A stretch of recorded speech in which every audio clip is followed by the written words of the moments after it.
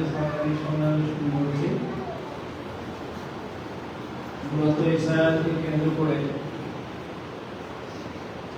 নির্বাচন কমিশন এবং ভারতবর্ষে বিজেপি সরকারের যে একটা চক্রান্ত, মূলত পশ্চিমবঙ্গকে কেন্দ্র করে তার কতগুলো জ্বলন্ত উদাহরণ আপনাদের সামনে আমরা তুলে ধরতে চাইছি। আমাদের দলে পূর্ব বর্ধমান জেলার বিভিন্ন প্রান্তে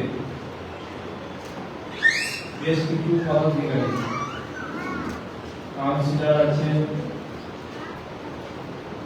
অঞ্চল প্রধান আছে, অন্যান্য বিভিন্ন পদাধিকারী 39 জন মানুষের নাম লিস্ট করে দেওয়া। এই লিস্টটা আমরা আজকে আপনাদের কাছে দেবো। তার সঙ্গে আপনারা এমনি সময় জানেন যে 60 লক্ষ মানুষকে এক নির্দিষ্টে রাখা হয়েছে। খসড়া ভোটার লিস্ট প্রকাশ করার মানে যারা প্রকৃত ভোটার তাদের নাম লিপিবদ্ধ হয়ে যাওয়া।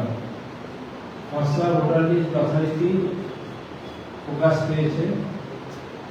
খসড়া ভোটার লিস্টের পর দেখা গিয়েছিল প্রায় 65 লক্ষ মানুষ মৃত অথবা স্থানান্তরের কারণে তাদের নাম বাদ দিয়েছিল। সেই নিয়ে আমাদের বলার কিছু নেই। আমাদের রাজ্যে মাননীয় মুখ্যমন্ত্রী বারে বারে বলছিলেন এসআইআর প্রক্রিয়াটা একটা দীর্ঘস্থায়ী প্রোগ্রাম। 2002 সালে এসআইআর হয়েছিল। স্বভাবতই 20 বছর পর যদি এসআইআর হতো 2022 সালে, তাহলে কারো কিছু বলার ছিল না।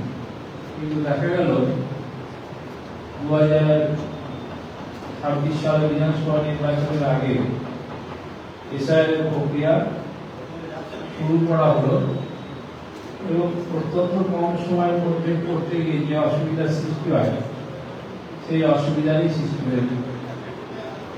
খসড়া ভোটার লিস্ট প্রকাশ করার পর যখন দেখা গেল যে 65 লক্ষের মতো মানুষের নাম বাদ যাচ্ছে, কিন্তু তার আগেই বিজেপির নেতৃত্ব তারা বিভিন্ন সময় বলেছিল যে 1,20,25 লক্ষ লোকের নাম আমরা বাদ দেব এবং তার মাধ্যমে নির্বাচনে জিতব।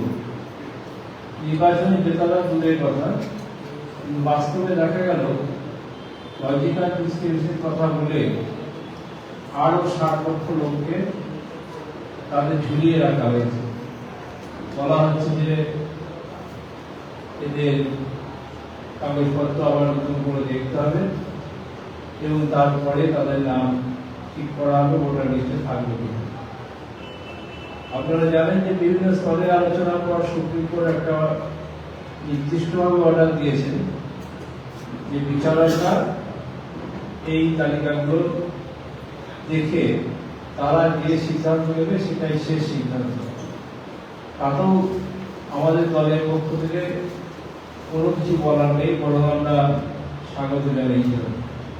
কিন্তু দেখা গেল গত 6 তারিখ পর্যন্ত, অর্থাৎ গতকাল পর্যন্ত আমাদের জেলায় বিভিন্ন বিধানসভা ধরে ধরে এখনো পর্যন্ত যত নাম অ্যাডমিনিস্ট্রেশন তালিকায় আছে তার শতকরা 10 ভাগের মতো পরীক্ষা নিরীক্ষা করা হয়েছে, তাদের কেউ বাদ গেছে, কেউ আছে, সেটাও আমরা জানতে পারছি না। আর বাকি যে মানুষগুলো যাদের এখনো পরীক্ষা নিরীক্ষা করাই গেল না, আর এই কয়েকদিনে হয়তো আর 10% পড়াইতে পারে, তাহলে বাকি 80% মানুষের ভাগ্য কি হবে সেই নিয়েও এক সংকট আমাদের সামনে আসছে। আপনারা জানেন যে আমাদের রাজ্যে মাননীয় মুখ্যমন্ত্রী আমাদের রাজ্যের প্রত্যেকটা প্রকৃত ভোটারের নাম ভোটার লিস্টে লিপিবদ্ধ করার স্বার্থে তিনি অবস্থান ধর্মঘট শুরু করেছেন এবং অনির্দিষ্টকাল এই অবস্থান ধর্মঘট চলবে যতক্ষণ এই সমস্যার সমাধান হবে। আমরা নির্দিষ্ট উদাহরণ হিসেবে যে আমাদের দলে যারা পদাধিকারী পঞ্চায়েত স্তরে পৌরসভার পদাধিকারী তাদেরকেও বিভিন্নভাবে বাদ দেওয়া হয়েছে এবং তারা সবাই এখানে হাজির আছে। আপনারা লিস্ট দিচ্ছি, তাদের সঙ্গে আপনারা কথা বলতে পারেন। আমাদের বক্তব্য এইটাই যে ভোটার লিস্ট নিয়ে একটা পূর্ণ বিকাণ্ড চলছে, তার একটা উদাহরণ আমরা আপনাদের সামনে তুলে ধরব।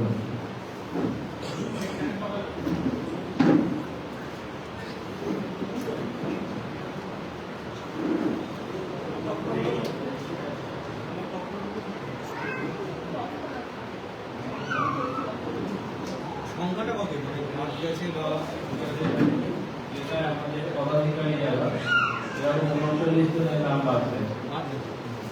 দলের পদাধিকারী বলছেন না থানা কোনো জনপ্রতিনিধি বিচারাধীন আছে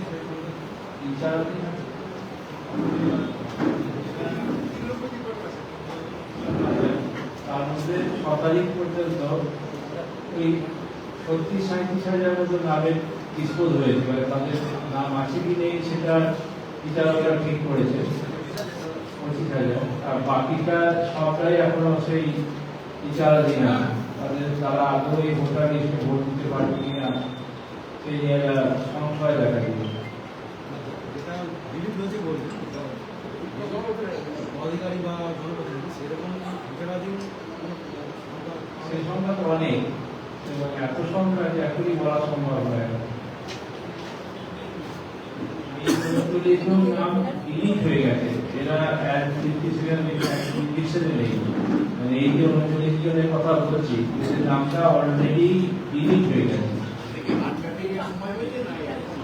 না, যখন এই 28 তারিখে লিস্ট বেরিয়েছে সেটাই হয়েছে।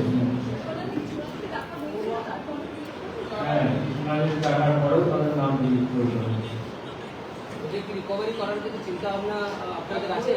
রিকভারি করার রাস্তা তো একমাত্র সুপ্রিম কোর্ট, কারণ দিল্লি সরকার নির্বাচন কমিশন মিলিতভাবে কাজ করছে। ওই নামগুলো কি আপনারা দলীয়ভাবে কোনো যুক্তি দেখেছেন কেন আছে? তারা যে সমস্ত যুক্তি দেখিয়েছে তার কোনো যুক্তি গ্রাহ্য যুক্তি আছে বিভিন্ন কারণে। তারা হয়তো তার বাবার নামে ভুল আছে, ভাই আছে, যেগুলো অ্যাডমিনিস্ট্রেশন থাকলেও কিছু বলার ছিল না, সেগুলোর ক্ষেত্রেও বাদ দিয়ে দিয়েছে। 10 বছরের পঞ্চায়েত সমিতি মেম্বার তার নাম বাদ দিয়ে দিয়েছে, তার কাউন্সিলর তার নাম বাদ দিয়ে দিয়েছে। এরকম অনেক নাম আছে যারা পঞ্চায়েত সমিতির সদস্য, পঞ্চায়েতের মেম্বার এবং 39 জন যারা আমাদের তাদের নাম বাদ দিয়ে দেওয়া হয়েছে। তার নাম বাদ দিয়ে দেওয়া হয়েছে। সে তো অনেকেই অনেক প্রশ্ন তুলছে, যেমন ভোটার লিস্ট তৈরি করা শুরু হয় তখনই শুভেন্দু অধিকারী বলেছিল যে 1 কোটি রোহিঙ্গা এবং বাংলাদেশি পশ্চিমবঙ্গে আছে, তাদের বাদ দেওয়ার ব্যবস্থা হবে। কিন্তু যারা বাদ পড়েছে তারা কেউ কি রোহিঙ্গা না বাংলাদেশি? রোহিঙ্গারা তো বাংলা ভাষায় কথা বলতেই পারবে না। অর্থাৎ সেই ফারাকটা যে কোনো ছোট মানুষও বুঝতে পারবে যে একটা মিথ্যাচারের উপর দিয়ে একটা ভোটার লিস্ট তৈরি হয়েছে।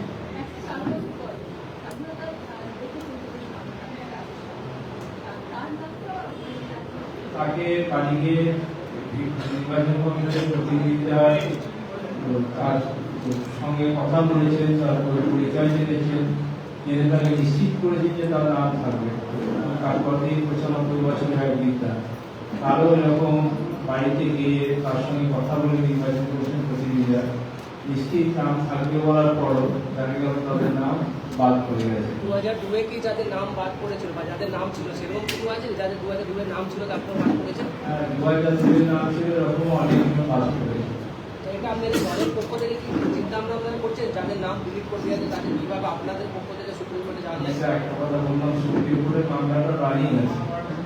সুপ্রিম কোর্ট বিভিন্নভাবে চেষ্টা করেছিল যাতে এই অনাচার সেটা রোধ করে, কিন্তু বিভিন্ন কারণে এই সমস্যার সম্পূর্ণ সমাধান হয়নি, এবং সমাধান হবে কিনা সেই প্রশ্নটা একটি বড় চিন্তা হয়ে দেখা দিয়েছে।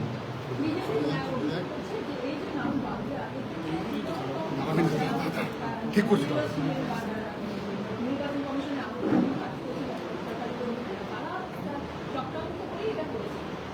তারা চক্রান্ত করবে কেন? কারণ খসড়া ভোটার লিস্ট তো প্রকাশ পেয়েছে, খসড়া ভোটার লিস্টটা তো প্রথম স্বীকৃতি। সেখানে তো যারা মৃত বা যারা স্থানান্তরিত হয়েছে এই ধরনের মানুষ, তাদের নাম যথারীতি বাকি আছে, সেই কিন্তু কারণ কোনো প্রশ্ন নেই। প্রশ্ন এসছে লজিক্যাল লিস্টের নিয়ে কথা বলি। আজকে ভারতবর্ষের বেশ কয়েকটা রাজ্যে এসআইআর হচ্ছে, সেখানে দেখা যাচ্ছে শুধুমাত্র পশ্চিমবঙ্গের ক্ষেত্রে এটা প্রযোজ্য, কিন্তু ভারতবর্ষের নির্বাচন কমিশনের যে আইন, সেখানে কোথাও লজিক্যাল ডিসক্রিমিনেশন কথা বলা নেই। লজিক্যাল ডিসক্রিমিনেশন কি? আমি রবীন্দ্রনাথ চ্যাটার্জি, আমার বাবার নাম রাধাকান্ত চট্টোপাধ্যায়। আমরা সবাই জানি, আর নির্বাচন কমিশনের আগেকার উদ্দেশ্যই ছিল যে এইগুলো কালেকশন করে দিয়ে ভোটার লিস্টে নাম করা। তাহলে আপডেট পাওয়া ফর্মটা কেন আছে? নির্বাচন কমিশন আপডেট পাওয়া ফর্মটা সৃষ্টি করেছে। আপডেট পাওয়া ফর্মটা যদি কোনো ভুল থাকে, ভুলটা সংশোধন করা, কেটে দেওয়া তো নয়। সে সংশোধনটা করার নাম করে নামগুলো কেটে দেওয়া হচ্ছে। এআইকে দায়ী করতে পারবো কিনা বলতে পারবো না, তবে এটা ঘটনা এআই এর মাধ্যমে করতে গিয়ে ভুলটা আরো অনেক বেশি হয়ে যায়। যাদের নাম বাদ গেল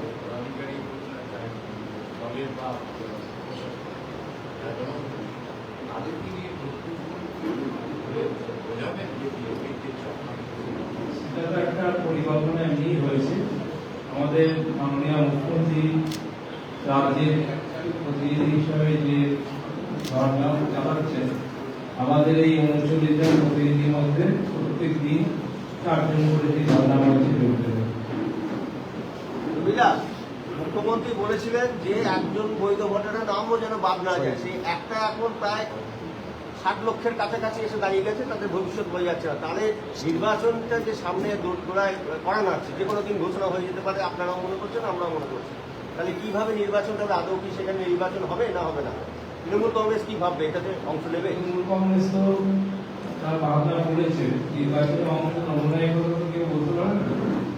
কিন্তু যেটা ঘটনা, যে এটা একটা চক্রান্ত, চক্রান্ত করে একটা দলকে ক্ষমতা নিয়ে আসার চেষ্টা, সে সম্পর্কে মুখ্যমন্ত্রী বারেবারই বলেছেন। এবং একটা রাজ্যের মুখ্যমন্ত্রী এবং একটা সর্বভারতীয় রাজনৈতিক দল, তারা কোনো সময় চাইবে না যে একজনও ভোটার ভোট দিতে না পারুক এরকম ভোটার লিস্ট তৈরি হয়। কিন্তু চক্রান্তটা সেইভাবেই হয়েছে, নাহলে এসআইআরটা ২০২৬-এর নির্বাচনের পরে করলে কোনো অসুবিধা ছিল না। কারণ ২০১১ পর আমাদের সেন্সাসই হয়নি। সেন্সাস যদি না হয় তাহলে এসআইআর হয়ে কি হবে? মূল ঘটনাটার মধ্যেই তো একটা পরিকল্পনা থাকে।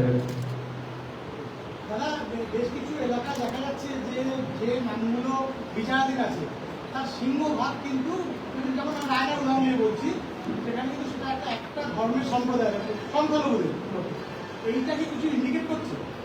মূলত বিজেপি নিজেদেরকে একটা ধর্মীয় প্রতিষ্ঠান বলেই মনে করে, এবং যদিও তারা ধর্ম মানে না, আর একটা ধর্মকে সবসময় তারা টার্গেট করে। সেই টার্গেটটা এখন বোঝা যাচ্ছে।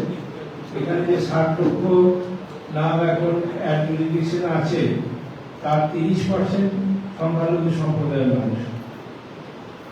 দাদা, মুখ্যমন্ত্রীরও তো বেশ কিছু নাম বিচারাধীন রয়েছে, এটা তো বিজেপি লোকসান হবে, মানে আপনাদের আমরা তো লাভ লোকসান দেখতে চাইছি না।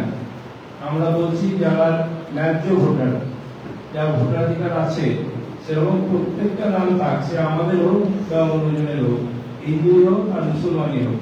আমরা চাই পশ্চিমবাংলার ন্যায্য ভোটার যারা, তারা সবাই যাতে ভোটার লিস্টে অন্তর্ভুক্ত হতে পারে।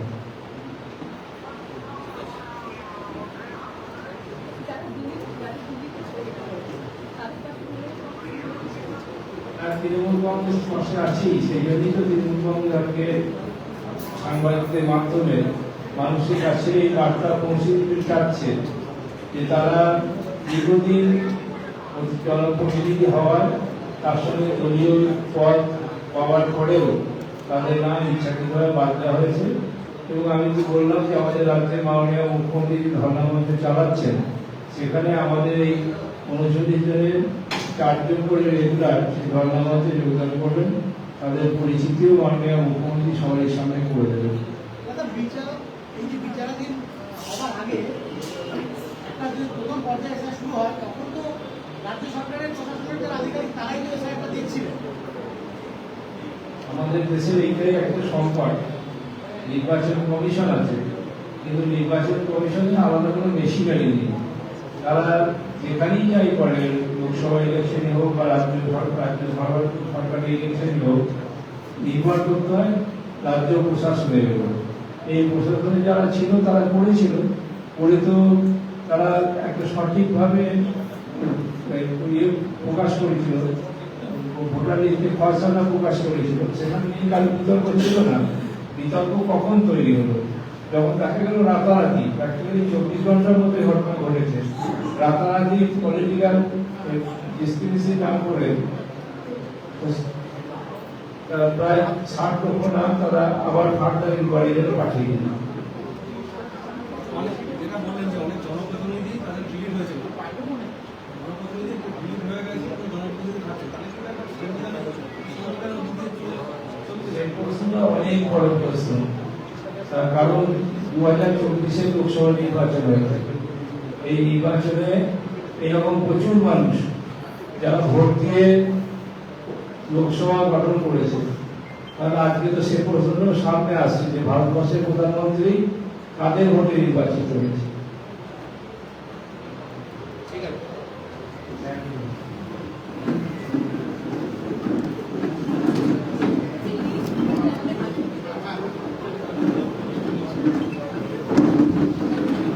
যারা যোগ্য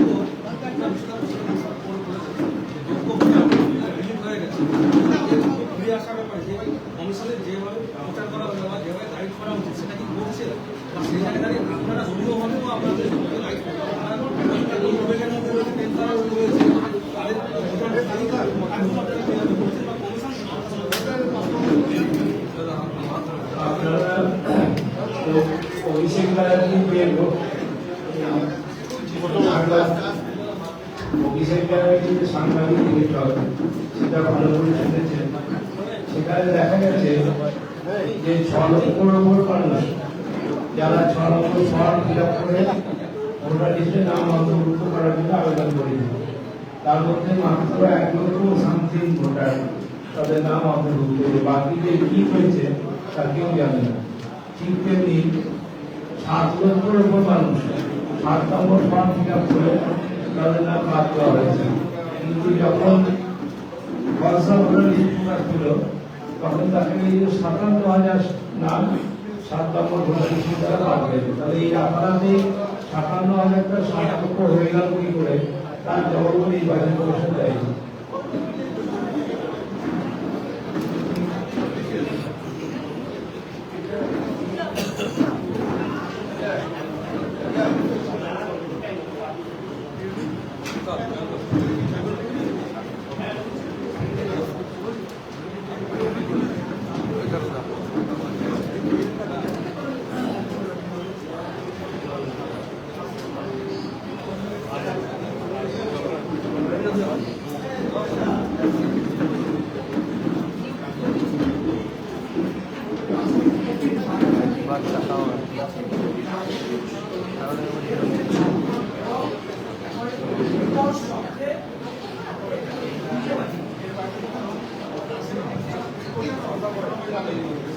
জেবি আইন মানে না, তারা শুধুমাত্র মানুষের উপর জুলুম করে অত্যাচার করে চলতে চায়।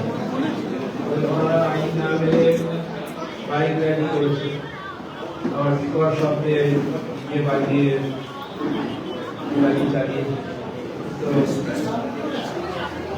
হ্যাঁ সেটা তো ভালো না, তারা কোনো কিছু মানে না, মানে না বলেই তো বাংলার মানুষ তাদের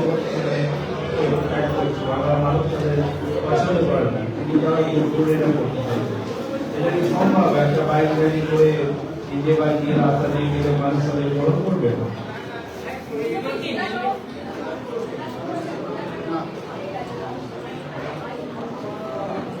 পৃথিবীর টপ বটে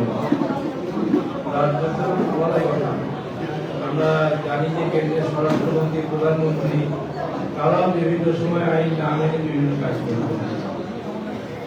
বলছি গতকালকে স্বপন দেবনাথ 1,500 বাইক নিয়ে র্যালি করেছিলেন, আপনি যেটা বললেন যে সাউন্ড পলিউশন হচ্ছে, র্যালি করছে বিজেপি করছে, গতকাল স্বপন জানি না সমাজের 1,000 লোক নিয়ে বাইক ইত্যাদি করেছে কিনা, যদি করে থাকে আমরা নিঃসন্দেহে খতিয়ে দেখব। যেখানে সাধারণ মানুষ দুজন চারজন যাচ্ছে এবং তারা সেখানে নাম থেকে তারা ধরা ধরে রাখছে, এবং শাসক দলের পিছিয়ে বা বিজেপির পিছিয়ে বেরোলে কোনো রকম হিন্দু দেখা যাচ্ছে না। রাজনীতিতে ছেড়ে যাচ্ছে সাধারণ এটা কোনো রকমই ঠিক নয়। আমরা চাইবো আইন সবাই করবো।